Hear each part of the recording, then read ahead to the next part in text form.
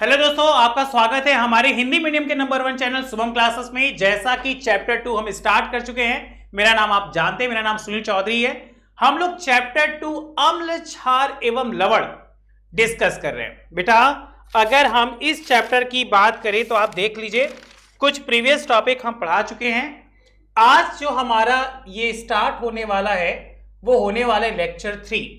इससे पहले लेक्चर 2 के कुछ कमेंट्स हमको मिले थे, कुछ बच्चे थे जिन बच्चों का कहना था कि सर बहुत सारी ऐसी चीजें हैं जो हम लोग को नहीं आ रही। तो बेटा बिल्कुल मत घबराइए, हम आपको सारी चीजें बताएंगे। जैसे पिछली क्लास में आपको बताया था सूचक के प्रकार, तो सूचक को 3 भागों में बांट दिया था। एक बताया था प्राकृतिक, दूसरा बताया था कृत्रिम, और जो तीसरा बताया था वो बताया था गंधी सूचक। तो सूचक को 3 भागों में बांटा और उसके बाद हम लोग चले गए रासायनिक गुणधर्म पे। अगर हम बात करें अम्लों के रासायनिक गुणधर्म के, तो कुछ बातें हुई थी, जैसे धातु से क्रिया कराए थे, क्षार से क्रिया कराए थे, और भी चीजों से क्रिया कराए थे। तो वहां पे अम्लों के रासायनिक गुणधर्म आए। उसके बाद हम लोगों ने क्षारों के रासायनिक गुणधर्म देखा कि क्षारों के क्या रासायनिक गुणधर्म थे, और हम लोग पहुंच गए अम्लों के रासायनिक क्रिया में धात्विक ऑक्साइडों से क्रिया तक। तो बेटा जल्दी से कॉपी निकाल लीजिए, क्योंकि कॉपी निकालेंगे तो आप लिखेंगे और बहुत ही अच्छा कर जाएंगे। तो अगर हम बात करें धात्विक ऑक्साइडों से क्रिया, तो उसमें लिखिए कि अम्ल धात्विक ऑक्साइड। बेटा अगर धात्विक ऑक्साइड की बात करें तो आप याद रखिएगा ये भी एक प्रकार के क्षारक होते, और क्षारक चाहे क्षार एक जैसे होते। तो अम्ल धात्विक ऑक्साइड से क्रिया करके लवण एवं जल बनाते हैं। एक छोटा सा फंडा बता रहे, इस फंडा को आप नोट कर लीजिए। देखिए फंडा क्या कह रहे हैं। फंडा आपसे कह रहा है कि अम्ल प्लस धात्विक ऑक्साइड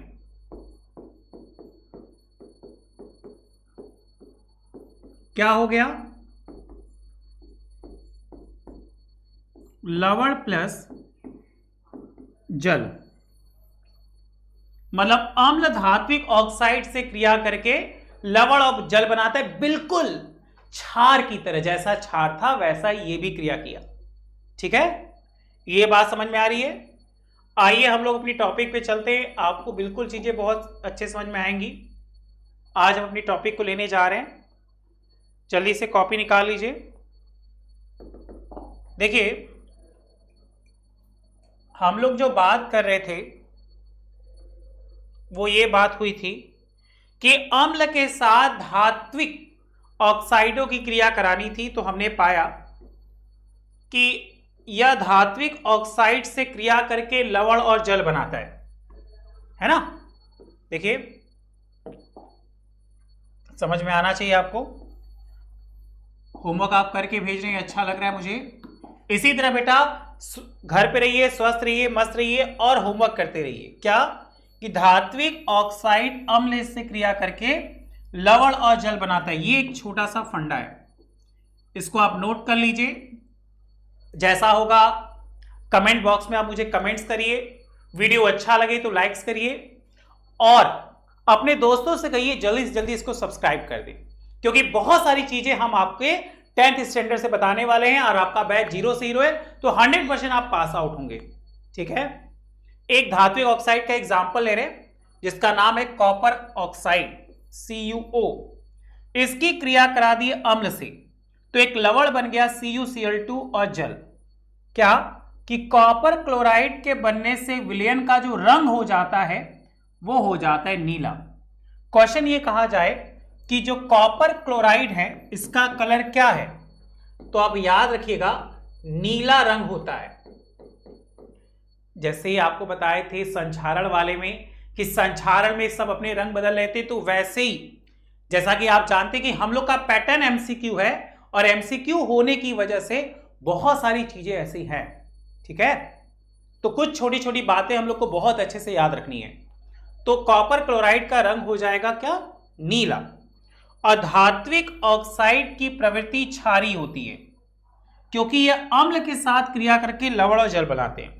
अगर कोई आपसे धात्विक ऑक्साइड का एग्जाम्पल पूछे तो बेसिकली ये दो एग्जाम्पल बता दीजिए, CuO और MgO। इसे क्या कहिएगा, धात्विक ऑक्साइड।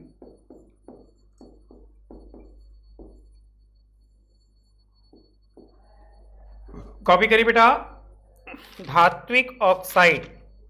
और धात्विक ऑक्साइड से क्रिया करके ये क्या बनाते हैं, लवण और जल। ओके, यहां तक कोई डाउट, चला जाए। इसके बाद आप हेडिंग बनाएगा अधात्विक ऑक्साइड की क्षारों से क्रिया। देखिए साफ साफ कहा जा रहा है अधात्विक ऑक्साइड की क्षारों से क्रिया, अधात्विक ऑक्साइड की क्षारों से क्रिया। तो अधात्विक ऑक्साइड क्षार से क्रिया करके लवण और जल बनाते हैं। एक अधात्विक ऑक्साइड जैसे CO2 ये अधातु से बना है, कोई एक क्षार जैसे COH का होल चॉइस, एक लवण बन गया CaCO3, इसी को बताए थे मार्बल, खड़िया, है ना। और जल का फॉर्मूला आप जानते हैं, नोट में इसको छोटा सा लिख लीजिए, क्या कि अधात्विक ऑक्साइड प्रवृत्ति में अम्लीय होते तथा विद्युत धारा प्रवाहित करते हैं। यही बात याद रखनी है। क्वेश्चन बनेगा कि क्या ये विद्युत धारा प्रवाहित करते हैं, तो बोलेंगे हाँ, ये विद्युत धारा प्रवाहित करेंगे कब, जब अम्लीय प्रकृति की होगी तब। ओके, चलिए नेक्स्ट और वेरी मोस्ट इंपॉर्टेंट हेडिंग है जलीय विलयन में अम्ल और क्षारक।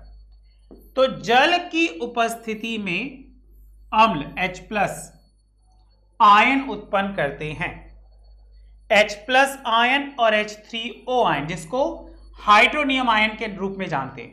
जैसे H+ हो गया, H2O हो गया, तो बन गया क्या, H3O+। इसी को कहते हैं बेटा हाइड्रोनियम।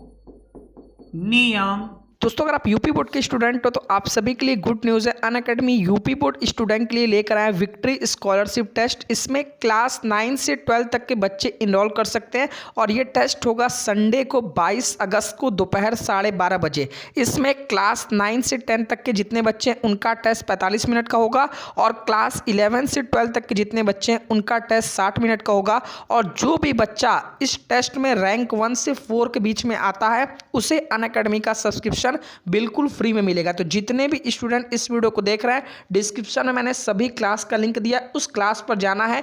जैसे ही जाओगे वहां पे इनरोल नाउ का ऑप्शन आएगा, उस पर क्लिक करोगे। अगर वहां पर आपसे इनवाइट कोड मांगेगा तो आप शुभम UP10 इस कोड को जैसे डालोगे आप इस स्कॉलरशिप टेस्ट में बिल्कुल फ्री में इनरोल कर सकते हो। तो जितने भी स्टूडेंट इस वीडियो को देख रहे हैं अभी जाकर इस स्कॉलरशिप टेस्ट में इनरोल कर लो। आयन, जैसा कि हम जान रहे हैं कि कुछ बच्चों का कहना था कि सर बोर्ड पे साफ साफ दिखाई नहीं देता, तो बेटा आप देख लीजिए, आपको दिखाई जरूर दे रहा होगा। बहुत सारी चीजें ऐसी हैं जिसको सुधारा गया है। अगर आपको ऐसा लगे कि सर नहीं दिख रहा है तो आप मुझे बताइएगा कमेंट बॉक्स में, हम आपके कमेंट्स का जरूर रिप्लाई देंगे, ठीक है। और नेक्स्ट टाइम से उसको और भी सुधार के लिखेंगे। जैसे कि कुछ बच्चों का कहना था कि सर आप PDF से पढ़ा रहे बहुत अच्छा लग रहा है, और कुछ लोग का कहना है सर कि जो सर लिख के पढ़ा रहे थे वो अच्छा लग रहा है। तो बेटा कुछ लोगों को अच्छा भी लगता है, कुछ लोगों को नहीं, लेकिन मैक्सिमम लोगों का ये कहना है कि सर वीडियो बहुत अच्छा लग रहा है। तो हम भी आपसे रिक्वेस्ट करेंगे अगर आपको अच्छा लगे तो प्लीज लाइक और शेयर करिएगा, ठीक है। फिर क्या पाया कि HCl H2O से क्रिया करके H3O+ और Cl- बनाया। मतलब कि जल की उपस्थिति, ध्यान दीजिए, क्या जल की उपस्थिति में क्षारक आयन उत्पन्न करता है, उस आयन को OH- आयन कहते हैं। क्वेश्चन बनेगा कि जल की उपस्थिति में क्षारक किस प्रकार का आयन उत्पन्न करता है, तो OH-। और अगर अम्ल की बात करेंगे तो H+। देखिए आपको साफ साफ देखने को मिल सकता है, इतने से आप समझ जाइएगा। क्या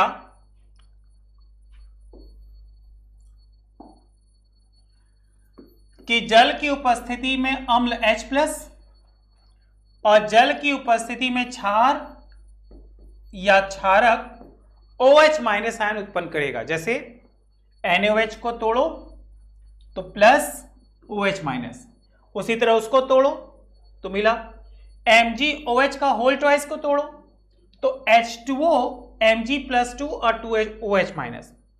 सभी क्षारक जल में घुलनशील नहीं होते, ये नोट में आप लिख लीजिए। देखिए क्या कहने का मतलब है कि सभी क्षारक जल में घुलनशील नहीं होते।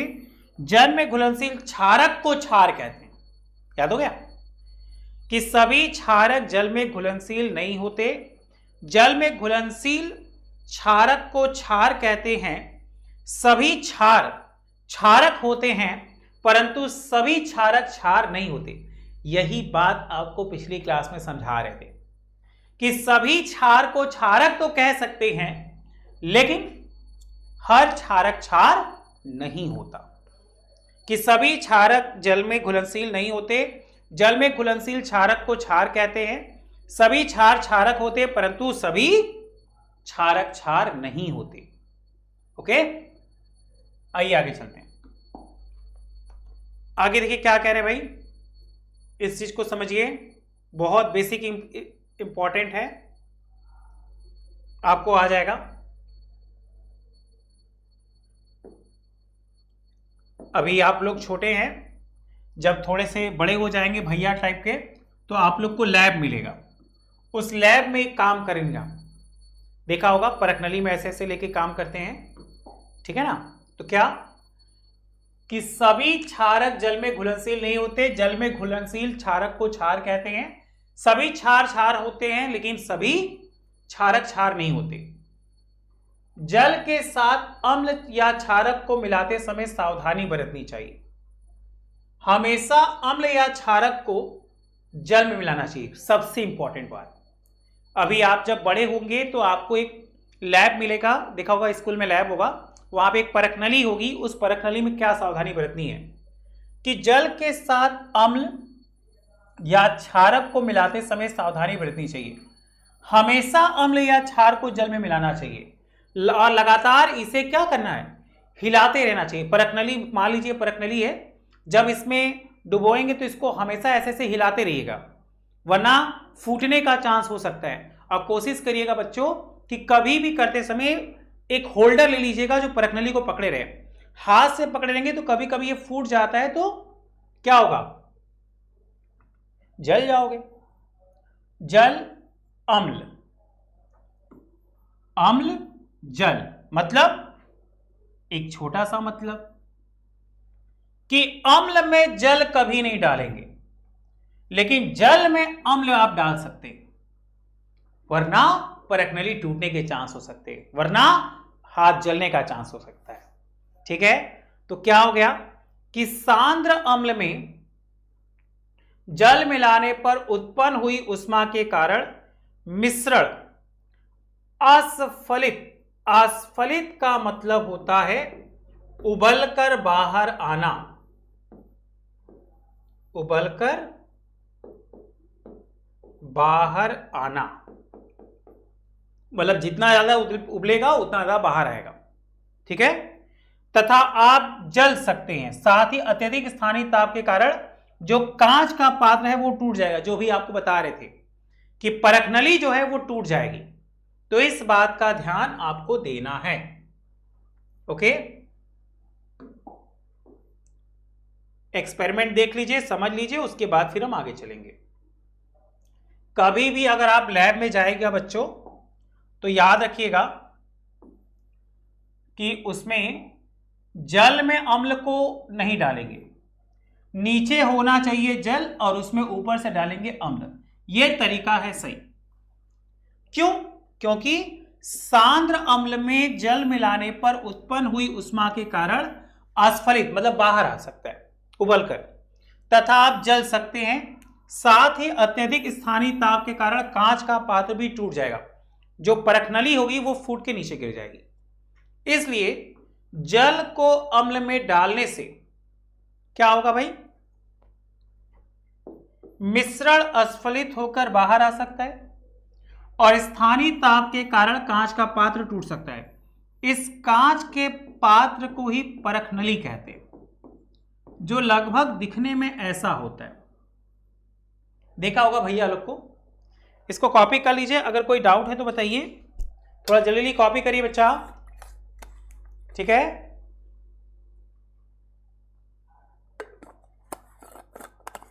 अगर कोई डाउट होगा तो बताइएगा।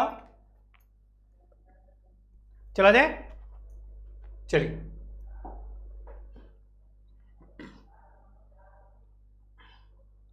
एक छोटा सा फ्लो चार्ट है, इसको समझते हैं,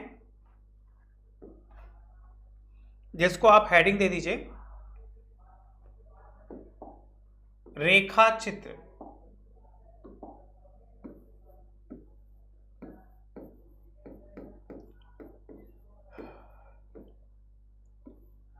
बीच में हम रख लेते हैं अम्ल,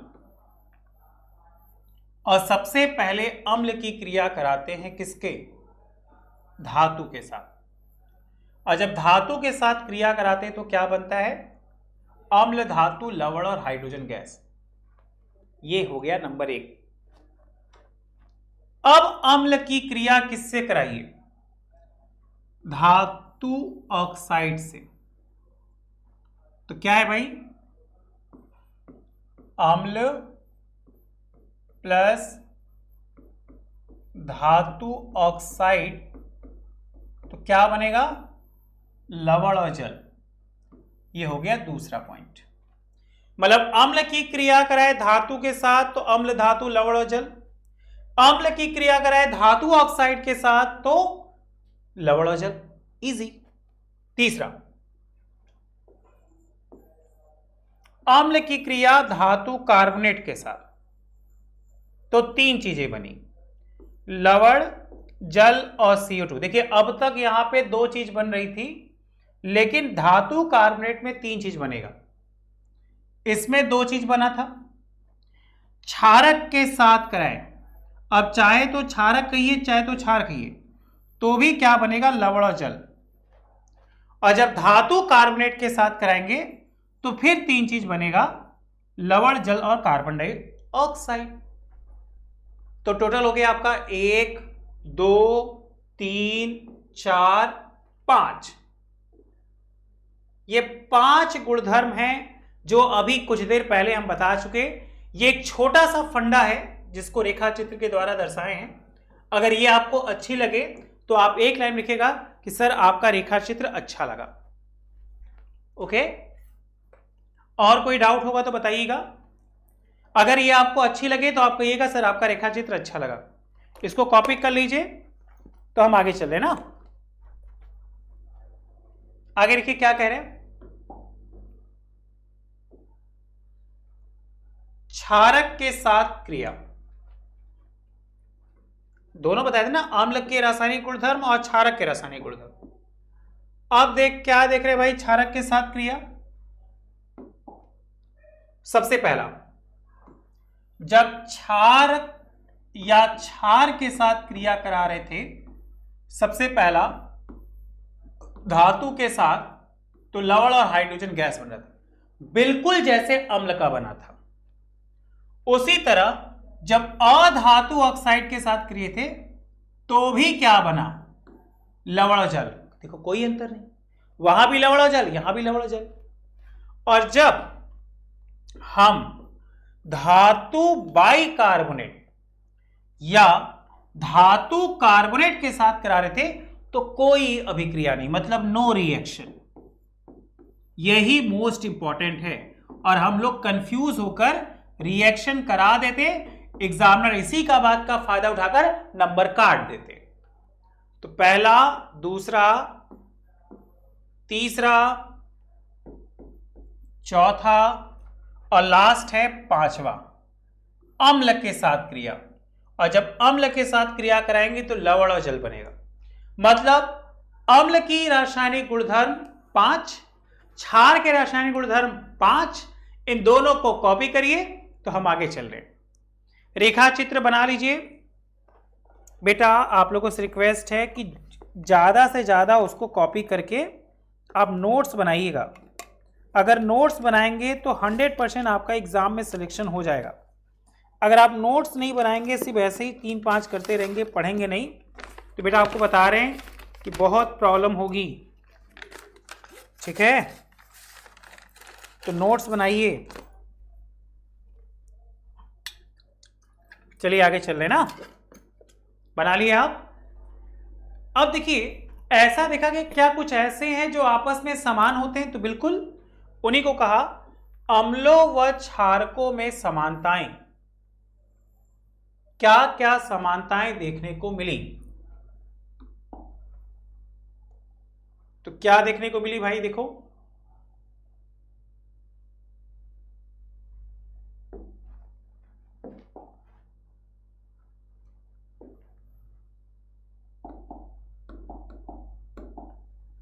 सबसे पहला, सभी अम्ल H+ आयन देते हैं, इजी। क्षार OH- आयन देते, इजी। ये तो याद हो गया कि अम्ल H+ और क्षार OH-। जब कोई अम्ल या क्षारक जल में मिलाया जाता है तो ये तनुकृत हो जाते हैं और जल में मिलाने पर आयन की सांद्रता H3O और OH- प्रति इकाई की कमी हो जाती है। याद कर लीजिए, क्या कहा गया कि जब कोई अम्ल या क्षारक जल में मिलाया जाता है तो यह तनुकृत हो जाता है। जल में मिलाने पर आयन की सांद्रता H3O+ और OH- में प्रति इकाई आयनकृत की कमी हो जाती है। अगर हम प्रबलता की बात करें तो हेडिंग आपको बनानी है क्षार तथा अम्ल की प्रबलता। जैसे आपको बताए थे कि अम्ल 2 प्रकार के होते हैं, प्रबल अम्ल, दुर्बल अम्ल। क्षार भी 2 प्रकार के होते हैं, प्रबल क्षार और दुर्बल क्षार। तो क्या पाया भाई? देखिए, किसी क्षार या अम्ल की प्रबलता को उसके द्वारा उत्पन्न अम्ल होगा तो H+, क्षार होगा तो OH- आयनों की संख्या पर निर्भर करती है। मतलब अम्ल होगा तो H+ आयन, क्षार होगा तो OH- आयन पर क्या होगी? निर्भर करेगी। किसी अम्ल या क्षारक की प्रबलता हम एक सार्वभौमिक सूचक द्वारा ज्ञात कर सकते हैं। मतलब ज्ञात करने के लिए एक सूचक चाहिए। आइए भाई सूचक समझते हैं कि कैसे सूचक निकलता है। देखिए, किसी अम्ल या क्षारक की प्रबलता हम एक सार्वभौमिक सूचक के द्वारा कर सकते हैं। जैसे सार्वभौमिक सूचक की बात करें तो इसमें अनेक सूचकों का मिश्रण होता है। कोई पूछे तो आप कहिएगा अनेक सूचकों का मिश्रण होता है। और यह सूचक किसी विलयन में हाइड्रोजन आयन मतलब H+ की सांद्रता को विभिन्न रंगों से प्रदर्शित करता है। मतलब उसमें कई प्रकार के क्या होंगे? रंग होंगे। ओके, आइए देखते बेटा। नेक्स्ट और वेरी मोस्ट इंपॉर्टेंट हेडिंग जो हम लोग के बोर्ड एग्जाम में पूछी जाती है, पीएच स्केल मतलब पीएच पैमाना। देखिए क्या है पीएच स्केल। कोई आपसे पूछे पीएच का फुल फॉर्म बताइए तो आप कहिएगा पावर ऑफ हाइड्रोजन। ये पीएच का फुल फॉर्म है। किसी विलयन में उपस्थित H+ आयन की सांद्रता को ज्ञात करने के लिए एक स्केल से निष्कासित किया जाता है जिसे पीएच स्केल कहते हैं। अगर बात होगी कि पीएच स्केल को सबसे पहले कौन बनाया तो आप याद रखिएगा सबसे पहले कौन बनाया? सोरेनसन। कि सोरेनसन द्वारा पीएच स्केल सबसे पहले बनाई गई। ओके। अगर बात होगी कि पीएच स्केल को सबसे पहले किसने बनाया, तो सोरेनसन ने सबसे पहले बनाया। पीएच में जो पी है उसका मतलब है पुसांस। पुसांस एक जर्मन शब्द है जिसका अर्थ होता है पावर। पावर को हिंदी में कहा जाता है शक्ति। इसीलिए कहा जाए कि अगर पीएच का फुल फॉर्म बताइए तो इसका मतलब है पावर ऑफ हाइड्रोजन, मतलब हाइड्रोजन की शक्ति। अब हाइड्रोजन की शक्ति क्या है कि जब हाइड्रोजन 7 के बराबर होता है तो विलयन हो जाता है उदासीन। अगर पीएच 7 से कम, बेटा ध्यान दीजिएगा, ये जो शाइन होता है ये वाला, देखिए यहां पीएच और यहां 7, इसका मतलब होता है कम। तो जब पीएच का मान 7 से कम होता है तो अम्लीय, और इसका मतलब पीएच इधर है 7, इसका मतलब होता है ज्यादा। तो जब पीएच का मान 7 से ज्यादा होता है तो क्षारीय। ध्यान दीजिएगा, पीएच का मान 7 होता है तो उदासीन, पीएच का मान 7 से कम होता है तो अम्लीय, पीएच का मान 7 से ज्यादा होता है तो क्षारीय। पीएच में पी पुसान शब्द है जो जर्मन भाषा से लिया गया है। इसका अर्थ होता है पावर, शक्ति। और सबसे पहले बनाने वाले थे सोरेनसन नामक वैज्ञानिक ने। उन्होंने एक स्केल लिया और उस स्केल पे 0 से 14 तक पीएच ज्ञात करने के लिए उपयोग में लाया। ध्यान दीजिएगा, अगर हम बात करें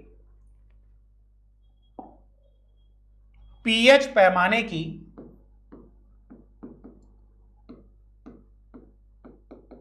तो याद रखिएगा कि सबसे पहले जो वैज्ञानिक लिए सोरेनसन ने, उन्होंने 0 से लेकर 14 तक अंक अंकित किए। हम कुछ अंकों को बड़ा लिख ले रहे हैं, 0, 1, 2, 3, 4, 5, 6, 7, 8, 9, 10, 11, 12 और 13। क्या है भाई कि अगर 7 से कम होगा तो अम्लीय, 7 से ज्यादा होगा तो क्षारीय, 7 होगा तो उदासीन। अब कुछ ऐसे भी पदार्थ होंगे जिनका मान 0 से 3 के बीच में आएगा, तो अम्ल तो है, तो इन्हें कहा जाएगा प्रबल अम्लीय। कुछ ऐसे भी हैं जो 3 से 7 के बीच में होंगे, उन्हें कह दीजिएगा दुर्बल अम्लीय। कुछ ऐसे भी हैं जो 7 से 10 के बीच में हैं, उन्हें आप कहिएगा दुर्बल क्षारीय। और कुछ ऐसे मान जो 10 से 14 के बीच में हैं, उन्हें कहिएगा प्रबल क्षारीय। याद रखिए कि 7 से कम मान को अम्लीय कहा गया और अम्लीय को 2 भागों में बांटा गया, एक प्रबल और एक दुर्बल। प्रबल में उनको रखा गया जिनके मान 0 से 3 के बीच आएंगे। 3 से 7 के बीच में आने वाले मान को दुर्बल अम्लीय, उसके बाद 7 आने वाले मान को क्या कह दिया, 7 आने वाले मान को उदासीन, 7 से 10 दुर्बल क्षारीय और 10 से 14 प्रबल क्षारीय। एक छोटा सा काम दे रहे हैं, आप इसको करिएगा। जैसे नींबू नाम सुने होंगे, खाया भी होगा, सुनने से काम नहीं चलेगा। इसका जो पीएच मान होता है, देखिए यहां लिख दे रहे ना, पीएच मान ऑफ पदार्थ। तो जैसे अगर हम बात करें 2.4, तो ये मान है नींबू का। अगर कोई आपसे पूछे कि नींबू के रस का पीएच मान बताइए, तो आप एक लाइन में कहिएगा क्या, 2.4। उसके बाद अगर आपसे पूछे टमाटर टमाटर का रस। तो याद रखिएगा बच्चों, टमाटर के रस का जो पीएच मान होता है वो लगभग 4.5 होता है। अगर हम बात करेंगे टमाटर का रस तो कितना, 4.5। अगर आपसे पूछे शुद्ध जल का पीएच मान तो कुल हम ही बता दें, तुम लोग क्या करोगे, तो ये तुम लोग बताओगे, ठीक है। शुद्ध जल ये आपको बताना है। अगर हम बात करें रुधिर, ब्लड, हम लोग के ब्लड का पीएच मान, उसके बाद बेकिंग सोडा चलेगा, चलो बेकिंग सोडा, एक और बता दे रहे, 3 एक और ना, 4 कम से कम हो जाएगा। NaOH। आपको क्या करने हैं, ये चारों मान बताने, ये चारों आपका हो जाएगा होमवर्क।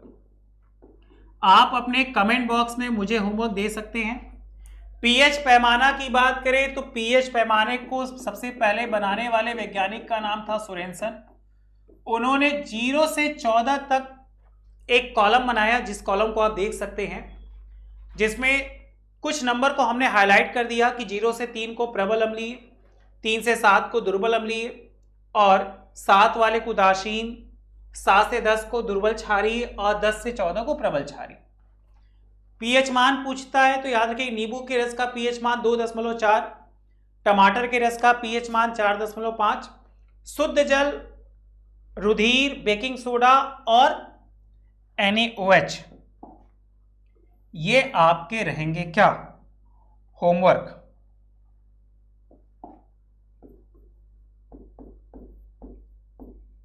ओके, इसको करिएगा। आइए हम लोग चलते हैं, थोड़ा सा और आगे चला जाए। अब जब पैमाना बनाया तो इस स्केल को देखिए, उन्होंने क्या कहा,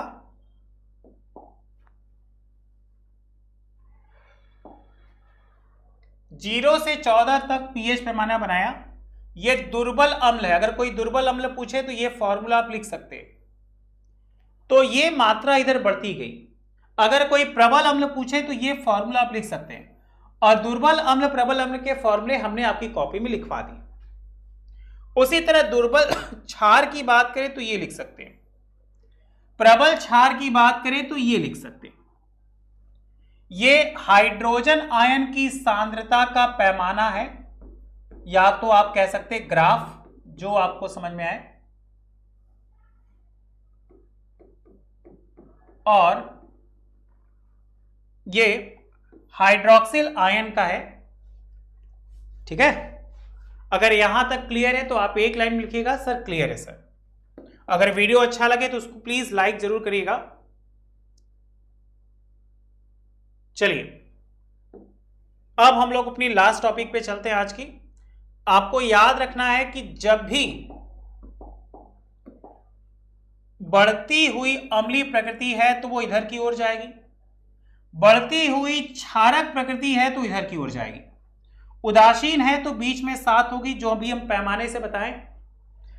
इधर H+ आयन की सांद्रता में वृद्धि होगी, इधर H+ आयन की सांद्रता में कमी होगी। मतलब 7 से 14 की तरफ जाएंगे तो सांद्रता में कमी हो जाएगी, 7 के पहले आएंगे तो सांद्रता में वृद्धि हो जाएगी।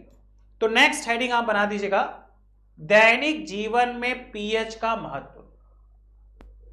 दैनिक जीवन में पीएच का महत्व। ओके, अगर कोई डाउट है तो बताइए, ठीक। नेक्स्ट क्लास के लिए आप हेडिंग दे दीजिएगा, दैनिक जीवन में पीएच का महत्व। और ये कुछ होमवर्क है जो आपको करने हैं, ठीक है। एक ये वाला, बस एक ही है, बहुत ज्यादा नहीं, ठीक। अगर आज का वीडियो अच्छा लगा हो तो प्लीज इसे लाइक करिएगा, शेयर करिएगा, अपने दोस्तों से सब्सक्राइब करिए और बताइए कि शुभम क्लासेस में जो अनअकैडमी से एफिलिएटेड है, जिसके टीचर सुनील चौधरी जी हैं, उन्होंने बैच चलाई है 0 से हीरो। तो प्लीज ज्वाइन होइए, आगे की बातें हम लोग नेक्स्ट क्लास में करेंगे।